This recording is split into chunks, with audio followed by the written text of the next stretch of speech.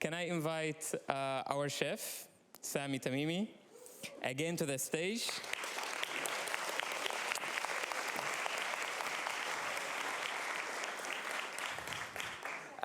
Hummus, most people don't really do hummus in Palestine. They would go to the hummus guy and buy it. So, but also you can just buy the simple plain hummus and make with it a lot of other dishes, like msabaha, like fatteh, like all these really delicious dishes that it's just because we believe that, you know, these kind of shops that sell one product are the best to get, and it saves you a lot of time where, you know, instead of soaking and cooking and mashing, when you have a lot of guests coming on a Friday afternoon after the pray, you just already have the basic recipe and you can elaborate on that from toasted bread, aubergine, magdous, all kind of delicious topping to make a big kind of dish to share it with your guests and your family. So yeah, this is my kind of memories of hummus. I'm gonna show you today two, we're gonna, basic hummus, like Omayyah mentioned, it's really few ingredients and some people add a bit of spice to it, but basically it's chickpeas, tahini paste, lemon juice, garlic, and for the cooking you use baking soda. Some people don't do that even. And some people like to add spices. I think Jerusalem kind of region, they put all the flavoring on the hummus. They don't put it in the hummus. So this is where, when I did Palestine, the cookbook, wanted to kind of share two options for the hummus topping, which is one meat and one vegetarian. And but you know the kind of the repertoire is endless. You can, you know, there's so many things you can put. I mean, my father loved also fried pastrami, which is like a spicy Turkish sausage on it, just kind of fried quickly, put on with a lot of butter, and it's so delicious. But you know, you eat it and you just want to die because you have to sleep for 3 hours. So I'm gonna start now with, I'm losing now, doing the basic recipe of hummus, and then I'll show you also the two toppings that I talked about, which is one is meatball topping, and the other one is vegan, which is aubergine. Unfortunately, because of the venue here, I can't cook anything here because of the building kind of regulation. So everything will be prepared. Everything will be also much quicker to do. And in a way, it's good because it will give us more time to talk. And if you have, guys, any question you want to ask. So, my lovely machine. All the recipes, guys, that you are eating tonight are from Palestine, including the dish that I'm going to show you now. We start with these chickpeas are already been soaked and cooked, and I'm just going to dip them in here.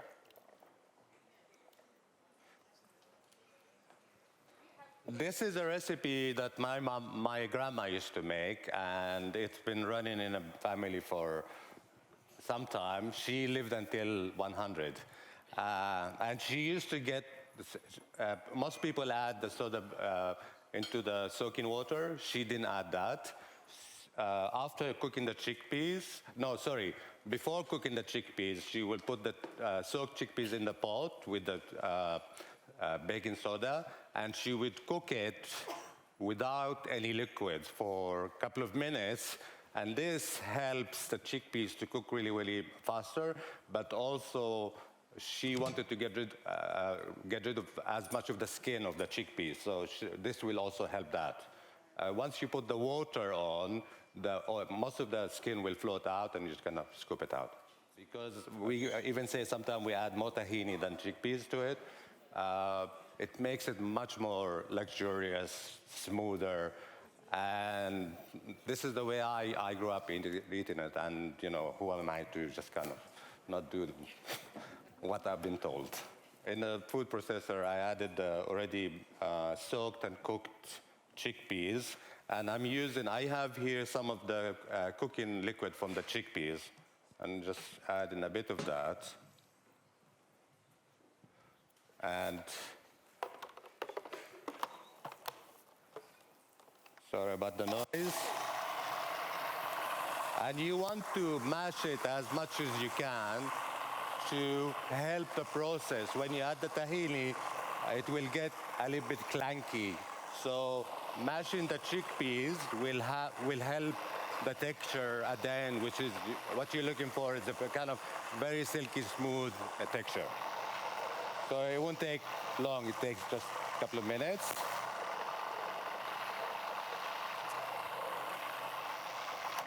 Okay. I only put here the cooked chickpeas and some of the cooking liquid, and just kind of blitz it all together until smooth paste. And now I'm adding Palestinian tahini, a lot.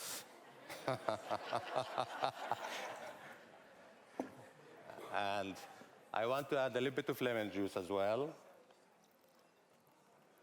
And lemon juice is a kind of, like Umayya mentioned, people use also vinegar, lemon, or sour pomegranate juice. Lemon is also it makes it delicious, but also cut through, the fatness of the dish. I want to put salt and a bit of ice water that I have here, some garlic with my crusher. And this is it. This is what I was saying before, that hummus have really few ingredients, and just kind of, this is the base for whatever dish you're making, or if you just want to have it like that. For some reason, I just leave a bit of chickpeas on the side, because this is how my mom used to do, garnish it with a few chickpeas. But we have an array of toppings at the moment. So I'm gonna switch it on again.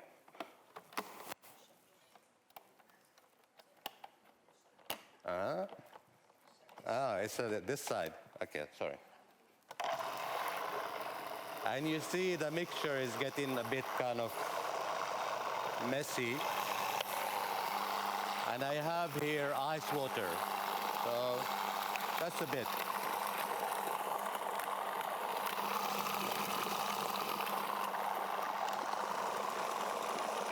And the tahini will control also the consistency of the hummus. You can add more tahini if you like. I'm up to adding more tahini. The ice water help it to become really, really kind of fluffy, first of all, and also hummus, when you put it in, kind of bang it or mix it, it gets warm, and you want to kind of reduce the amount of warmth you get it. So it's basically just kind of to help it cook in. Okay, I'm gonna add more tahini now. I'm sorry. Just a little bit more.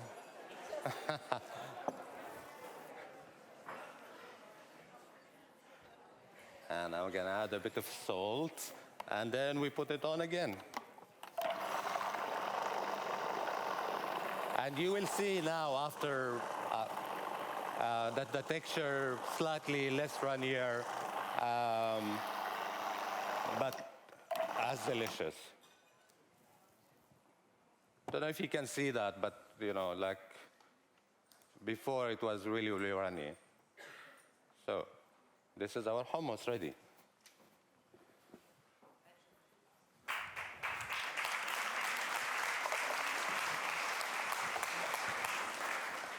I'm going to leave this guy here for now and talk about the toppings. Quite often, on a Friday, my father was kind of at home, and he will sit and do a couple of salads. He didn't really care about feeding us. He just wanted to do it because he enjoyed doing it. And where my mom, her duty was to make sure that we are well fed. So she used to cook at the same time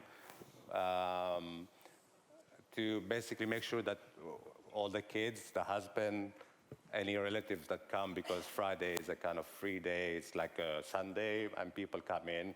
It's an open house. So she needed to make sure that they have enough food to feed everybody. And hummus or hummus-related dishes was the only dish that they somehow calibrate together to make fatteh or musabbaha, whatever they decided to do. He would help to do the topping. Meat was his favorite thing, like, it's a very macho man thing. So he would cook the meat and then hand it to her. She will finish the dish. I'm gonna start with the meat dish. We have the lovely ladies behind Umayya, actually. She was in charge of doing them. We have here a mixture of veal and beef, but you can also do it with other meats. I mean, you can even do it with pork if you like, or lamb, or even chicken. You don't have to do balls. You can just fry it and just kind of spoon it on top. But they have grated tomato, a bit of onion, parsley, and seasoning. So I'm going to just put them here. The reason I put them here, I just want to add a little bit of salt just to make them a little bit more appealing.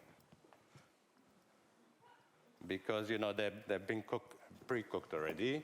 And, okay, one of these. Yeah.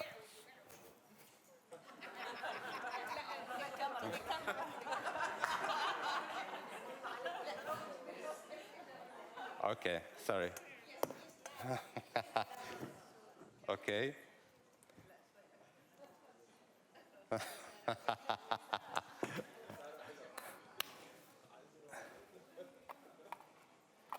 If you feed in 2 people, you use one of these dishes. If you feed in 4 or 5, you just use one of these. So I'm gonna just do the small one for now. And our hummus, just kind of scoop in.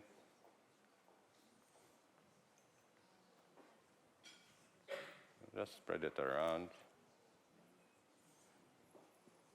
Let's leave this one here. So can you see this? Just kind of. And if it's a deeper dish, of course you add a lot more. The meatballs, which are kind of after the Q&A. No. Oh, no. placed in the middle. Because they're seeing how it's made, and then we're gonna Okay. One more. Q&A. Yes, the Q&A. Yeah, but otherwise it's taking too long. then when it's almost finished, we can bring. And to garnish it, we have fried pine nuts here, It's ready, and then we're gonna bring it. which are just fried with some oil until they are golden. And I have a bit of chopped parsley,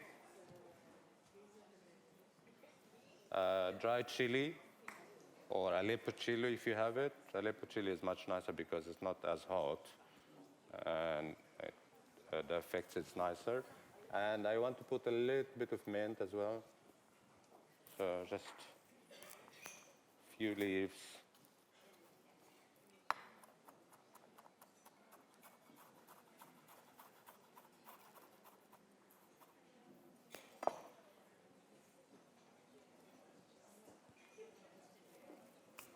And that's it. So this is the meatball version. It's the same dish, it's just a different topping. So I have plenty of hummus still left. How did you like the hummus? I'm using here a slightly deeper plate. It's the same kind of idea. And I need a little bowl. I have these aubergines that have been fried, salted, drained, and fried. And I'm just gonna cut them into big chunks and put them here.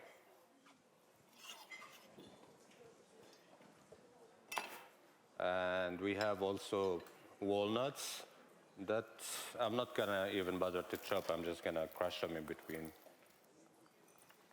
like that.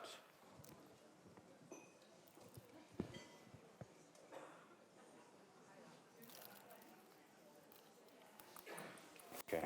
And you don't have to use aubergine. Aubergine was a choice because it's kind of a good substitute for meat. It's quite meaty, it's delicious, but you can use courgette, squash, any vegetable that you like. I mean, I even did it with kohlrabi, which is, you just have to fry it with a little bit of olive oil and just season, and it's really delicious. I'm adding also parsley here, lemon juice, quite a bit of olive oil. I also added salt and pepper here, and actually the mint is for the end. And just mix it.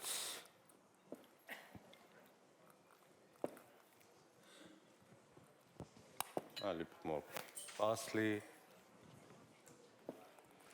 And just kind of spread it in the middle in a kind of slightly high pile, like I did for the meatballs. So, like this. And then I have, again, chili flakes. And I want a bit of mint. And this time I'm not gonna even chop the mint leaves. I'm just gonna put them on top, like that.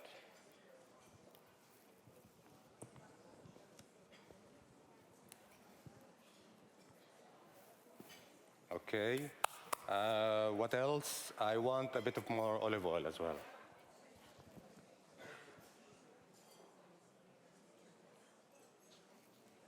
Touch of salt, and a bit more of the parsley. And that's it.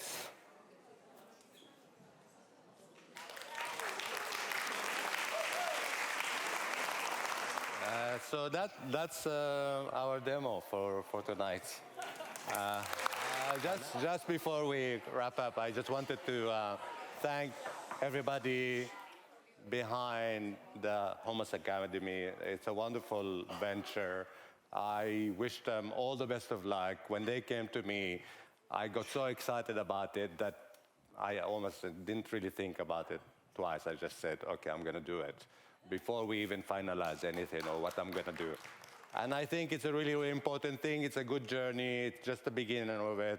Please, guys, talk about it, because this is what we are looking for, exposure for this academy. And thank also the venue. I mean, it's a wonderful place to do such an event. And to all of you, each single one of you that came to tonight, thank you very much. Thank you, Sami.